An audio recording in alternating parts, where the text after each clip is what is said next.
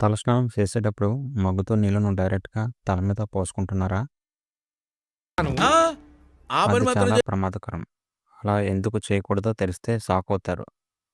మన పెద్దవాళ్ళు స్నానం చేసేటప్పుడు ముందు పాదాల మీద నీళ్లు పోసుకోమని ఎందుకు చెప్పారో తెలుసా? దీని వెనక పెద్ద సైన్స్ ఉంది. సాధారణంగా మన శరీరంలో ఉండే వేడి ఎప్పుడూ కింద నుంచి పైకి ప్రయాణిస్తుంది. కాబట్టి మన తల భాగంలో ఎక్కువ వేడి ఉంటుంది. మీరు సడన్‌గా తల మీద చల్లటి నీళ్లు పోస్తే ఆ వేడి బయటికి పోలేక ఒక్కసారిగా మెదడులోని రక్తనాళాల మీద తీవ్రమైన ఒత్తిడి పడుతుంది. దీనివల్ల కొంతమందికి వెంటనే తలనొప్పి, కళ్ళు తిరగడం వస్తుంది.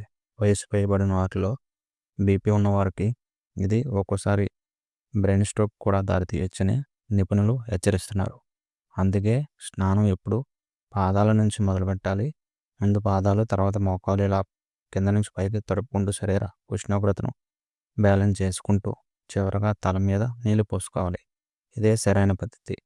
ఈ ఇంట్రెస్టింగ్ హెల్త్ టిప్ మీకు నచ్చితే లైక్ చేసి ఇలాంటి మరిన్ని నిజాల కోసం మన ఛానల్ని సబ్స్క్రైబ్ చేసుకోండి.